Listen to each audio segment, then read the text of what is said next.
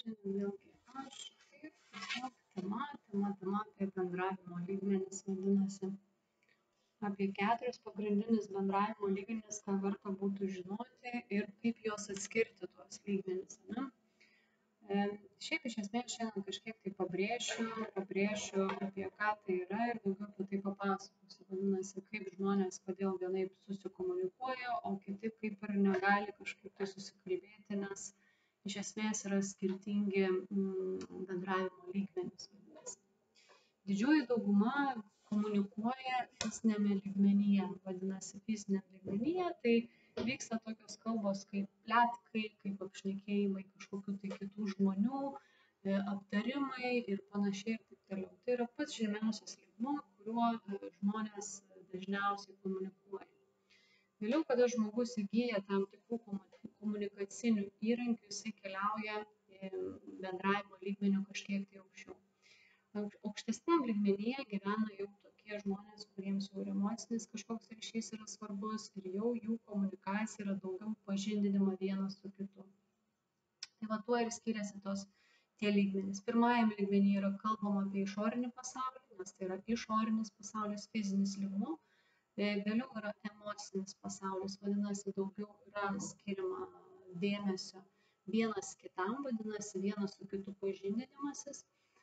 Trečiajam lygmenyje jau pereina tokie kaip žmonės, kurie komunikuoja daugiau apie kažkokias esamas problemas, sprendimus, kažkokius suvokimus ir panašiai. O šitam lygmenyje dažniausiai yra psichoterapeutai, psichologai ar kažkokių tai tam tikrų sferų žmonės, kurie jau kiekviena komunikacija jiems yra svarbi, ką jinai atneša ir ką jinai duoda. Na ir dvasinis lygmuo, 4 lygmuo yra pats aukščiausias lygmuo, tada, kada du žmonės jau sėdi vienas į kitą žiūri ir gali suprasti vienas kitą be žodžių, tai vyksta telepatiški bendravimai ir panašiai. Šiandien aš tos lygmenis šiek tiek pabrėšiu, kad būtų aiškiau juos įsivaizduoti ir, žinoma, jeigu yra įmanoma laikytis bent jau antrojo lygmens, išeidinėti, vadinasi, iš pirmojo lygmens komunikacijos, aišku, jos šiame lygmenyje yra didžioji dauguma žmonių, dėl to ta didžioji dauguma žmonių tiesiog įpranta bendrauti tokiu bendravimo būdu ir apšnekėti, kalbėti apie kažkokias tai svetimus žmonės, nors iš esmės tie svetimi žmonės yra dalis mūsų pačių, vadinasi, mūsų pačių situacijų kažkokių tai.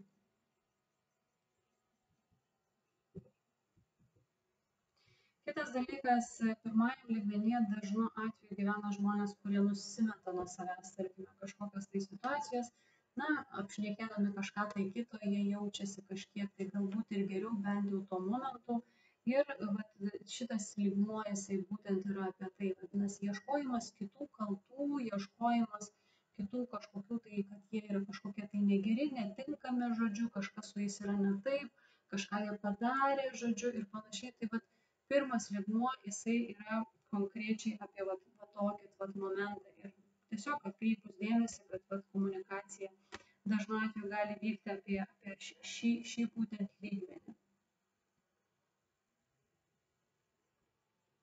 Todėl, aišku, būtų patarimas neįsitraukti į tokį komunikacinį lygmenį, kadangi, vadinasi, jūs nusileidžiate kažkiek tai žemiau, prisitaikote prie to žmogaus komunikacijos ir klausimas tada kyla, kodėl. Kodėl yra prisitaikymas prie kažkokio tai fizinio lygmens, kur žmogus yra orientuotas į fizinį pasaulį, bet į save jisai nėra orientuotas. Visada žmogus, kuris yra orientuotas į save patį, vadinasi, pats augimo kažkokiu tai keliu eina ir panašiai, savaime suprantama, kad jam bus ir kitas žmogus įdomus. Vadinasi, ant kiek mes esame patys savo įdomus, ant tiek kitas žmogus lygiai taip pat yra įdomus, bet ne dėl to įdomus, kad sužinoti kažką, tai ką jisai veikia ir panašiai, ir pletkinti, o dėl to, kad pažindintis ir pažinti žmogų kaip asmenybę. Kiekvienas žmogus yra istorija, vadinasi, istorija tai istorija vaikščiojanti, gyva istorija, kurios metu mes galime arba gebėdami tam tikrus klausimus užduoti, mes galime iš esmės labai daug ko ir sužinoti ir netgi tai atveria galimybės ir kažkokius tai vartus pažinti tą žmogų.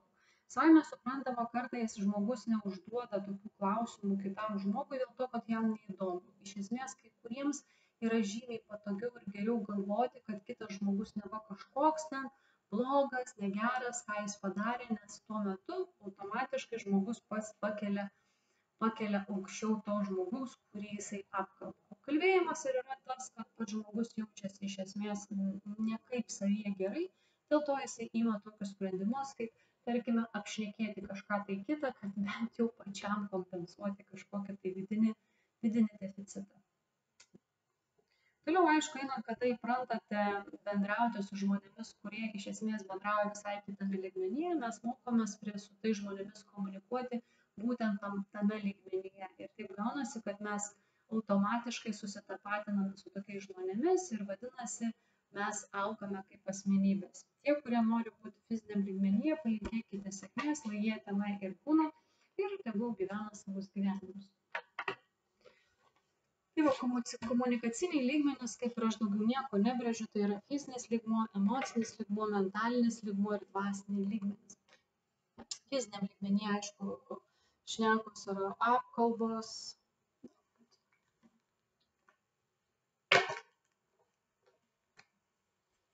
Tai būtų apkalbos,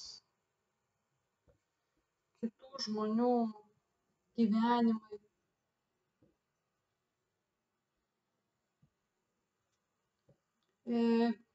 Fizinis pasaulis, išorė.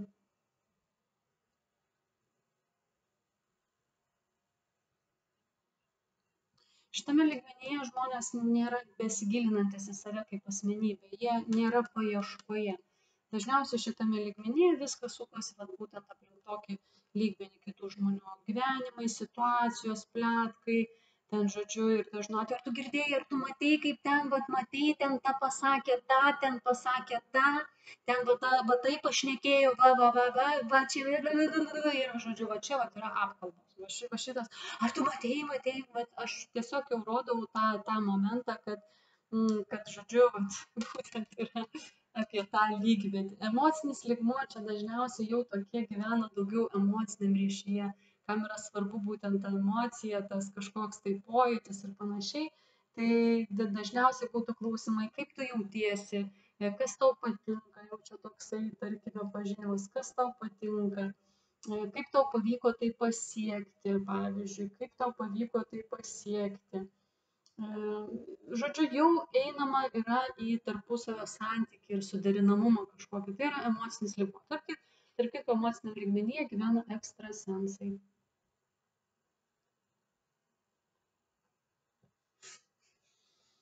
Ekstrasensai gyvena emociniam lygmenyje. Fizinis lygmuo tai tiesiog žmonės didžioji dauguma. Babkės, va čia yra. Babkės, seksas čia yra va šituose momentuose. Kitų žmonių gyvenimai, išorinis pasaulis, vadinasi, grožis, viskas vat apie tai. Čia yra vat vertybės, vat būtent fizinio lygmens yra tokios. Kada žmogus eina jau į kitus lygmenis, jo vertybės pradeda kisti, keistis ir fizinis lygmuo jis iš esmės praranda tokią galią, galima sakyti taip. Fizinis lygmuo jisai egzistuoja, jis yra, nes mes gyvename tame fizinėme lygmenyje ir tai mums yra kaip ir nesiejama gyvenimo dalis, nes čia reikia valgyti, tarkime, maistas, sportas, žodžiu, tokie visi dalykai, išorė, grožis, jisai yra būtent fizinėme lygmenyje. Kam fizinis lygmuo numiršta? Miršta, nereiškia, kad jisai visiškai išnyksta, bet fizinio lygmuo vertybė numiršta, galima sakyti taip. Ir tai yra toksai pereinantis etapas į būtent antrąjį lygmenį, kada pereina žmogus va šitam momente, kada mirinėja fizinis lygmuo ir keičiasi vertybės, tai žmogus sako, dreba kūnas, dreba, net purtos visas kūnas, dėl to, kad jūsų dalis, jūsų viduje kažkokia tai numirinėja ir tada prasideda toksai kova, vidinė kova už gyvybę. Sako, purtos kūnas dreba visas, tai yra iš esmės fizinio lygmens mirtis, galima sakyti. Kažkokio tai, bet fizinio lygmens tai nereiškia, kad visiškai žmogus miršta, tai yra miršta tos vertybės, žmogus keičiasi. Ir tada jisai pereina į emocinį lygmenį, vadinasi, kur yra visai kitoks lygmuo, kuris daugiau jau yra orientuotas į tarpusavio, į kažkokį tai tarpusavio pažindinimas ir panašiai. Toliau mentalinis lygmuo. Mentalinis, čia kaltintojai dar gyvena. Čia kaltintojai. pretenzijas turintis žmonės.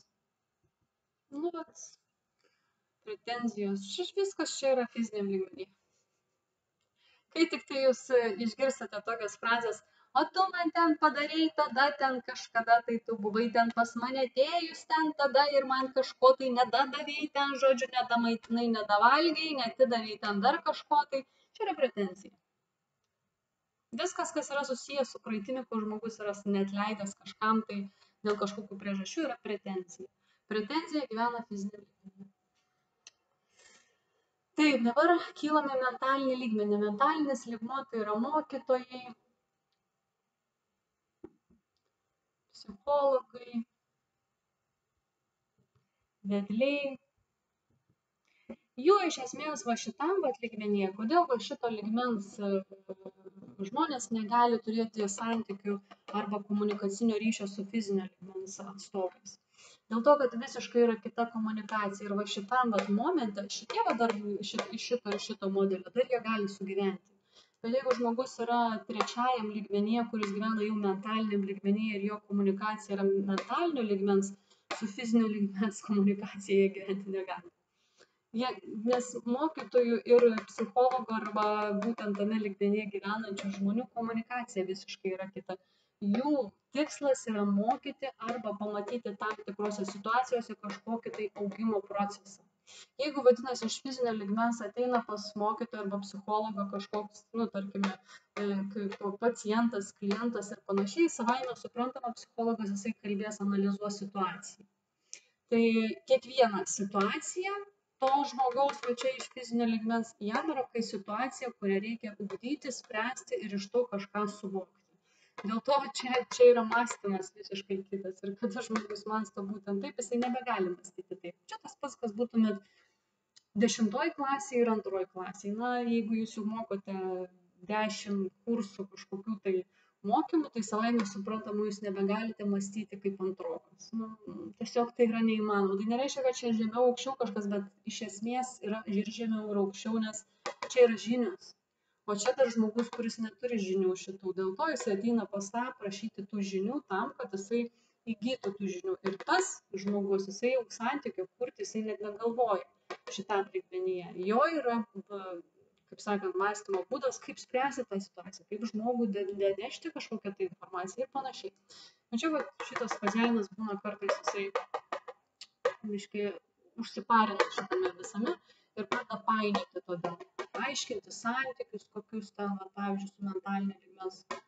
Kada tai aš atsimenu, praėjau šitą etapą irgi buvo tas momentas, kada man mokytojas pasakė, tu su manim šiandien aiškinasi santykius, bet kažkada ateis laikas, kada tu suprasi, kad kiti žmonės ateis irgi tau santykių kažkokio tai aiškinti, kai tavo visai kitas komunikacinis būdas, o jie mato per šitos sakinius savo į tave.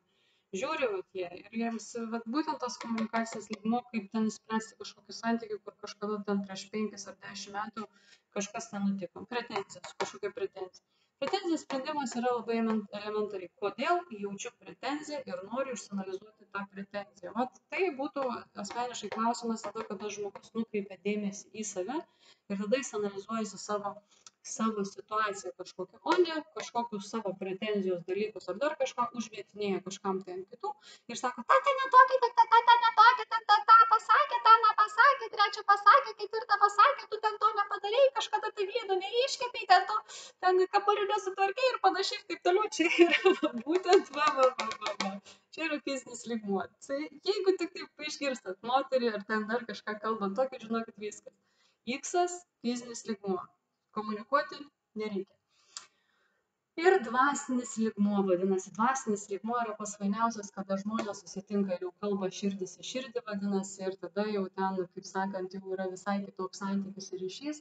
Jau du žmonės dvasiniam lygmenyje dažniausiai susitinka tokiu būdu, to aš pasakysiu, aš papasakosiu.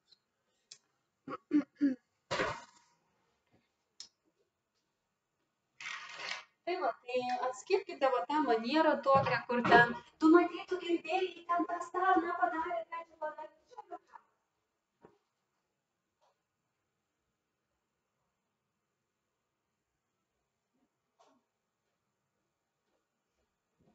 Kartais žmogus pletkina tam, kad kažką tai gauti, pasižiūrėti, kas vyksta ir taip toliau. Visokių dalykų būna, bet šiaip tai aptarinėjimas kitų gyvenimų iš esmės tas žmogus, kuris gyvena savo gyvenimą, iš tikrųjų savo gyvenimą gyvena, tam yra neįdomus svetimi gyvenimai, jisai gyvena savo gyvenimą. Net žmonės tie, kurie keliauja, jie kartais net nebesidalina jokiomis kelionių nuotraukomis, nes jiems ta nuotrauka yra svarbiausia, o tai, kaip jie praleidžia ten laiką ir su kuo jie praleidžia.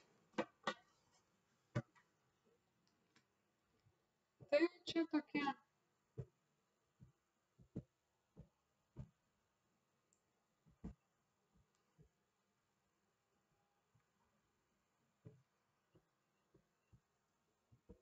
Ir tos programos kartais jos yra po žmogų esančios ir ta prasme,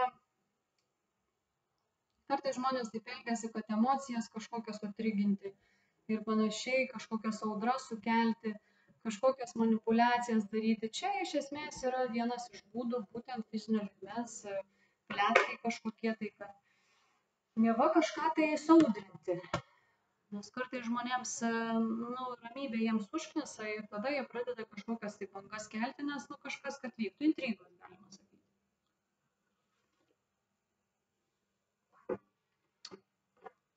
Tai va, kada dvasiniam lygmenyje susitinka du žmonės, jie dažniausiai jau susitinka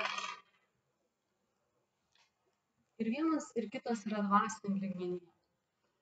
Tai jau dvasinis lygmuo, jisai, kaip ir minėjau, yra tokiu principu judantis ir dažnu atveju jau čia aukštesnysis sako aš.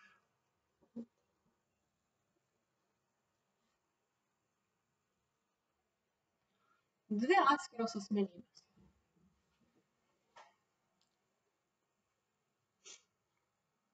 Ir tada jau jie neįsavinasi vienas kito. Nėra nei kažkas vienas kitam kažką tai privalo. Apskritai nėra tokių dalykų. Žmonės ateina tiesiog tiek, kiek jiems įmanoma būti kartu, tiek jie, bet jie yra, kaip sakant, vedami savo aukštesniojo aš, galima sakyti, aukštesnysis aš, kiti sako, kūrėjas, galima sakyti. Tai yra kūrėjas.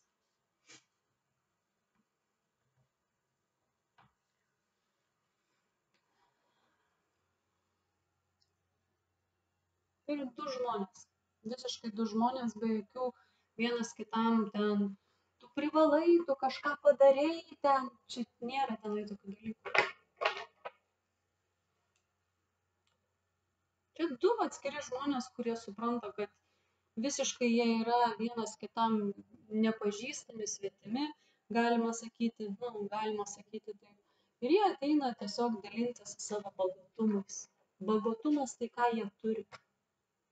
Vienas gali turėti įrankių kažkokiam tai, tarkime, mentaliniam lygmenyje ir fiziniam lygmenyje gali turėti įrankių, kuriais gali dalintis. O kitas gali dalintis energiją emociniam lygmenyje turintis, intuicijos gal daugiau kažkokios tai turi. Ir tada dalinimais įvyksta. Tada du žmonės susitinka iš dalinimuose, o ne iš trūkumo. Trūkumai sėdi va čia, šitie, kažkokie trūkumai. Gali būti trūkumas dėmesio, trūkumas emocijų, trūkumas ten dar kažkokių tai kitų dalykų. Trūkumas finansų tų pačių ir tada prasideda kažkokie tai dalykai. Čia yra trūkumai. Fiziniam lygmenyje žmonės susitinka arba ieško kažko užpildyti save kažko, iš kažko paimti. Fizinio lygmens komunikacija.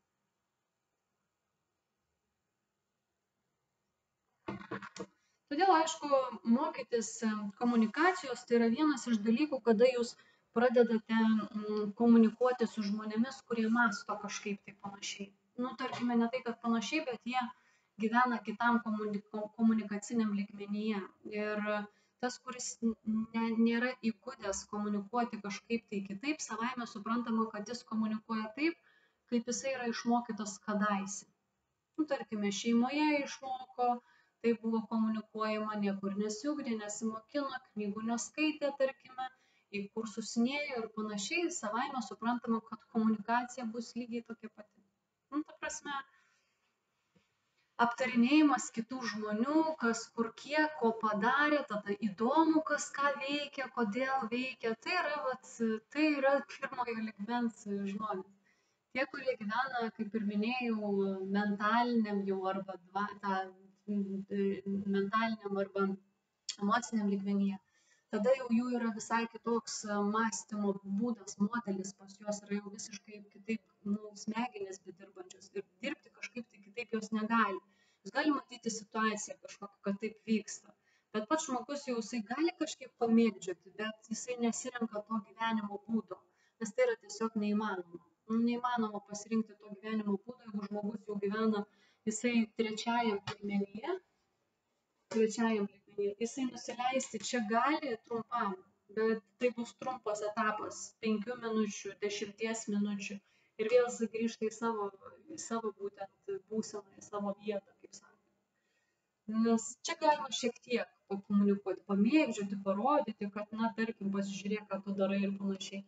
Bet vėl grįždama yra į mentalinį lygmenį, kuriame žmogus dalinasi savo žiniom, savo supratimais, suvokimais ir nebent tos situacijos yra pateikiamos kaip pavyzdžiai kažkokie tai, kad danešti žmogų informaciją. Bet ne pletkas ir ne apšnekinėjimas kitų žmonių dėl kažkokių savo vidinių tam tikrų dalykų, savo galbūt tam tikrų nuoskaudų ar ten dar kažkokių tai apšnekinėjimas kitų žmonių aptarimas, jisai nieko net nešantis augimo visiškai, jeigu tai yra tiesiog nesuvokiamai apie ką tai yra. Jeigu yra paimama situacija ir kaip pavyzdys, iš kažką išanalizuojam, vadinasi, yra situacija kažkokia, keliamas klausimas ir ta situacija analizuojama ir iš to įgyjama kažkokių tai žinių ir patirties. Tada tai yra mentalinis lygmuo, kuriame žmogus įgyja žinių. O pletkas jisai nesiruošia įgyti žinių. Dažniausiai pletka žmonės, tai jisai pletkina, tada žiūri, jiems būna netgi patinka, kaip kažkas ten kovoja, kažkas ten pykstasi, susipyksta, nes jie patys ir visą šitą reikalą suko, kaip sakant. Tai jūs, aišku, pasirinkimas, kuriam lygmenyje gyventi ir su kokiais žmonėmis tą komunikaciją palaikyti, visada reikia atminti tą dalyką, kad, fiziniam lygmenyje kažkur tai gyvena. Pagal statistiką fiziniam lygmenyje gyvena kažkur tai apie 70% žmonių. Emociniam lygmenyje kažkur gyvena 20% žmonių. Mentaliniam lygmenyje kažkur tai 8% žmonių. Ir 2% gyvena dvasiniam lygmenyje. Statistiškai yra taip. Todėl taip, kada žmogus tobulėja, auga ir panašiai, dažniausiai jisai sutinka savo partnerį, dažniausiai būna taip, sutinka iš fizinio lygmens. Pavyzdžiui, jeigu jūs esate mentaliniam lygmenyje, tarkime, kursus, seminarus kažkokius vedate ir panašiai, jūs galite sutikti didžiąją daugumą žmonių fiziniam lygmenyje. Bet čia santykis ilgai netrunkantis, nes jisai tiesiog, jūs pabendrasite, čia labai greitai šitas žmogus pamato vertybės. Čia vertybės visai kitokios pastatytos. Čia bus namas, ką reikia padaryti, kaip verslą užsukti, žodžiu, išvaizda, išorė ir panašiai. Mentalinis lygmuo jisai yra apie tai, kaip užaugti, kaip įprasminti viską, prasmė kažkokia. Kaip augimą, vidinį augimą. Čia ne išorinis augimas, čia vidinis augimas. Tai yra visiškai du skirtingi dalykai.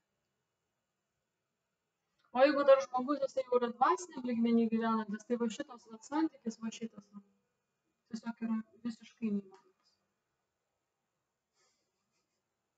Labai didelis atotrūkis. O pavyzdžiui, jeigu tai paėmus, tarkime, esate va šitam lygmenyje, tada jūs galite vienas kitą datempinėti. Vadinasi, tas žmogus datempė tas, tada pasivyja, jau jie stovi paraleliai, pavyzdžiui, ne? Jau jie, žodžiu, vienam lygmenyje, tada tas ūgtelė eina į viršų, ne? Tada, žodžiu, tas dar čia gali šiek tiek, kaip čia, neblokuotis, o biškį laginti, tada tas jau pradeda judėti, tada, žodžiu, tas patempė iki to lygmens, tada vėl jie čia, tai parauga. Bet tada, kada du žmonės, tarkime, susitinka tam lygmenyje arba va tam lygmenyje.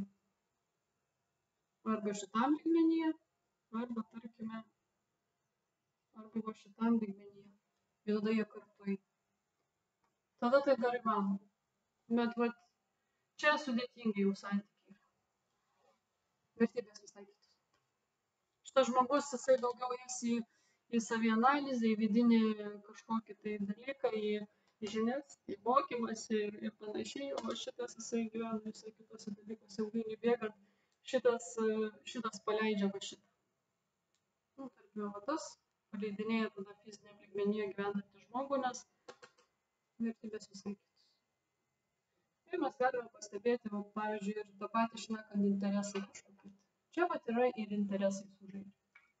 Jeigu neturi žmonės bendrų interesų, tiesiog komunikacija neužsibaigia. Tik tai laiko klausimas, kada tai užsibaigia, nes bendrų interesų nebeturintys žmonės, jie tiesiog tuštumą palieka.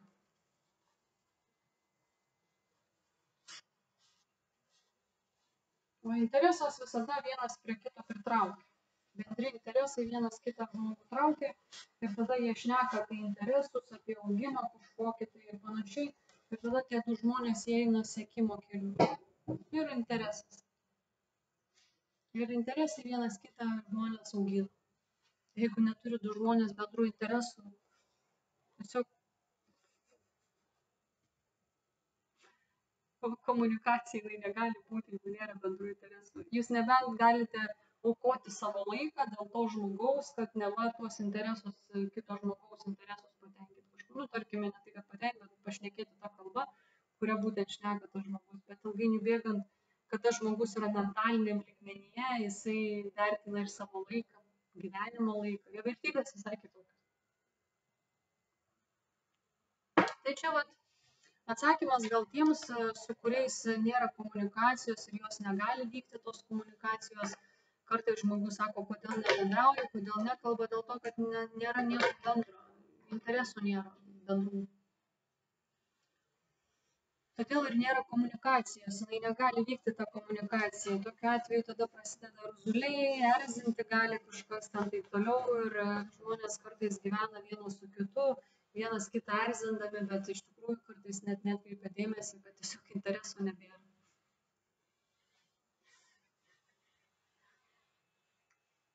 Tiesiog, jeigu susitinka du menininkai, tą patį veikiantis, tarkim, tapydami paveikslus, o ne savaime suprantam, kad jiems bus įdomu vienas su kitu komunikuoti, kas kokias spalvas deda, kaip maišo jas, kaip jas tonuoja, kokios technikos yra. Jie vienas su kitu tiesiog dalinasi tam tikrais dalykais, nes jų tai yra interesas. Tai yra interesas. Bet jeigu vienas žmogus apie tapybą, o visos akys blizga, jisai ten tapyboje, o kitas žmogus sako, tu man ten kažko tai nepadarei, kažkada tai prieš 2 metus aš ten buvau, ten kažkokia ten apsineštinus, ar dar kažkokia, tu ten atėjai į susitikimą, ar ten dar kažką. Čia yra pretenzija. Menininkas šis nesupranta, jis gyvena savo gyvenimą ir ten, žodžiu, jis interesė visas yra. Tai vat, kai susitinkam tokios du žmonės, kurie vienas ten plečia iš kito ten kažką, tai nors iš esmės tai net neturi nieko bendro su vizija. Žmogus tiesiog mato taip situaciją ir net kai kuriais atvejais nėra pasiruošę kai kurie to spręsti. Ir tą reikia irgi gerbti tokį pasirinkimą žmonių, nes jie irgi patiria ir gauna patirties iš to kažkokios tai gyvendami tam lygmenyje būtent. Ir ne visi tiesiog nori eiti saviugdos keliu. Nes saviugda yra tada, kada yra klausimas nukreipiamas į save patį. Tada prasideda augimas. Kol dėmesys yra išoriniam pasauliu, kas kur kaimynas, kaimynė, draugas, draugė, kolega ir panašiai. Tai yra situacija, kuri augina ir dažniausiai tas žmogus sako, ko mane šitą situaciją augina, ko aš turiu čia išmokti. O, čia galbūt kažką naujo sužinojau. O, geras, va, matai, kaip čia reikėjo. Nu dabar žinosiu, kad kažkur tai gyvenime kažkaip va taip dar būna. Tai va, tai yra iš esmės elementarus visai kitoks mąstymo modelis. Dėl to, kad nesusikalbėjimas ir įvyksta, tai dažnu atveju net neturi sąsajos. Iš esmės, kada du žmonės susitinka, kai jie yra komunikacija, tai yra sąsaja kažkokia. Jie komunikuoja, vienas kitą girdi, supranta, kažkokia vyksta komunikacija. Kai yra skirtingam lygmenyje, tarkime, paralelėje, vienas mato vieną situaciją, jis kovoji čia, o tas visai kitus momentus sako, tarkim, ne, kaip tas kovoja čia kažkur tai su kažkuo tai, su savo tą iliuziją vadinamą, kurios jis tai dar nėra prasprendęs, ne, ar prasprendus aš lyčių neskirstu, bet tiesiog tam sako, tas nesupranta, apie ką tai yra ir iš vis, kodėl tai yra sakoma, nes tas žmogus jau pasikeitęs, jisai kitam lygmenyje gyvena, jo mąstymo modelis kitoks yra. Tas sako, kodėl tu nepadarė, to sako, o kaip spręsti šitą situaciją. Vienas yra dabartyje, o kitas praeityje dar. Tai čia ir yra momentas, kada praeities dalykus išsprendžia žmogus, tada jisai grįžta į dabartį, vadinasi. Ką įvyksta situacija, kažkokia išsprendė dabar tą situaciją. O ne galvoju, kodėl ten kažkada tai gyvenime kažkas tai nutiko. Esmė yra tame tai, kas gyvenime kažkas tai nutiko, tai vadinasi, pats žmogus dar laikosi tos praeities momento, kurio jisai nėra išsisprendęs kažkokio tai dalyko, nepaleidęs savo, nesuvokęs, tai yra praeitis. Dabartis yra komunikacija šiandien čia ir dabar, vadinasi, yra situacija ir aš noriu ją suvokti, tą situaciją noriu suprasti. Tai čia yra gyvenimas dabartyje. Situacija ir jos sprendimas. Situacija ir jos sprendimas. Prisimeni kažką iš praeities, išsikeli klausimą, išsisprendi, paleidi tą situaciją, eini toliau. Žodžiu, dabartyje gyvenantis žmogus dažniausiai nekaltina apskritai nieko, iš vis net nėra tokios savokos iš esmės. Kaltina tie, kurie nepaleidė ir dar kažko tai nori. Tai o tiesiog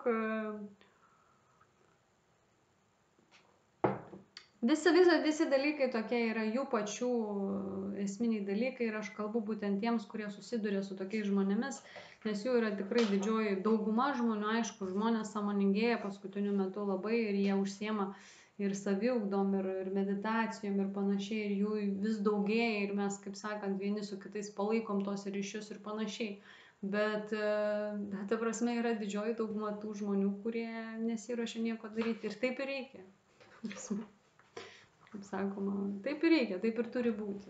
Prasme, ne visi žmonės eina toliau, ateina kažkam tai laikas irgi prisijungia ir pradeda irgi savo kelią eiti. Bet čia yra gebėjimas ir tų, kurie yra mentalinio lygmens jau į mentalinį lygmenį pereina, paleisti tuos, kurie gyvena fiziniam lygmenyje, kuriems dar yra svarbus išoriniai dalykai, svarbus yra fiziniai dalykai, svarbus yra kaip iš išorėje viskas atrodo ir panašiai, kaip kažkur pas kažką tai kitą. Tiesiog paleidžiate tokius žmonės ir einate toliau, vertybės visai kitos. Tiesiog suprasti, kad kažkada ir mes žaidėme tą žaidimą, kažkada ir mums buvo tai aktualu ir svarbu ir mes tam suteikėme labai didelę reikšmę. O vėliau ateina laikas, kada tam neturi tokios visiškai jokios reikšmės, dėmesio visiškai į tai netkreipi dėmesio, būna net keista, kaip dar etapas toksai būna, sako, man keista, kaip taip žmogus dar mąsto. Čia irgi yra etapas. Etapas yra, kada žmogus pereina į mentalinį lygmenį ir jisai sako, man keista, aš sutikau žmogų, kuris dar kalba, kad jam ten apie išorę kažką ten man pasakė, sako, kad ten aš stora ar dar kažkas ten. Žodžiu, buvo tokia situacija. Tai čia lygiai taip pat, tam žmogui jau yra nebesuprantama, jis jau ten 100 metų negirdėjęs tokių frazių ir jam staiga kažkoks žmogus lepteli, kad ten stora, o jo vertybės visiškai neišorinės. Ir taip, žmogus prieimė save tokį, esmė tas, kuris sako apie jūs kažką, tai jamgi negerai, kad jūs stora, o prie ko čia tas žmogus, kuris yra tokio sudėjimo, galima sakyti. Tai čia ir yra skirtingi modeliai ir kada žmogus sprendžia apie kitą žmogų, tai kas jam iš esmės yra svarbu. Tai kada žmogus sako tokius dalykus, jis pasako apie patį save, vadinasi, jis sako, kad jam yra svarbus išorinis pasaulis. Ir jeigu jam yra svarbus išorinis pasaulis, tai tada, taip, mūsų vertybės skirtingos yra. Vadinasi, mes negalime komunikuoti. Tu norėsi, kad aš būčiau kaip ten, tarkime, nežinau, kokia nors ten stirna, o man visiškai to net nereikia. Ir kaip čia, nu, vat, aš net nemoku paaiškinti iš esmės, bet, nu, vat, tiesiog atskirti tos lygmenis. Ir kada žmogus pradeda atskirinėti tos lygmenis, kuriam žmogus lygmenį yra, tada svarbu suprasti, kokios yra jūsų vertybės. Jeigu jūsų vertybės yra visai kito lygmens, tai tiesiog, o kam tada būti su žmogumi, arba komunikuoti, arba laikyti ryšį tam, kuriam yra svarbu, galbūt ten ant pilvo sixpackas, nu, tai. Pasižiūrėkite į mokytojus, kurie, nežinau, ten dalinasi sąmoningumais ir panašiai, nu, pilvoti žmonės sėdi ir niekas ten nei sixpackų tų ant šito ant pilvo neturi ir nesorientacija visiškai kitus dalykus. Pasižiūrėkite tos žmonės, kurie, nežinau, ilgą laiką dirba su sąmoningumais, daug metų. Nuo jų net nespinduliuoja, kad jie būtų orientuoti į išorinį pasaulį. Aišku, išorinis pasaulis yra svarbu, ypatingai moteris yra apie grožį, bet tai yra tiesiog dalis gyvenimo, bet nesvarbiausias dalykas. Tai šiandien tiek, tada iki susitikimo reikia.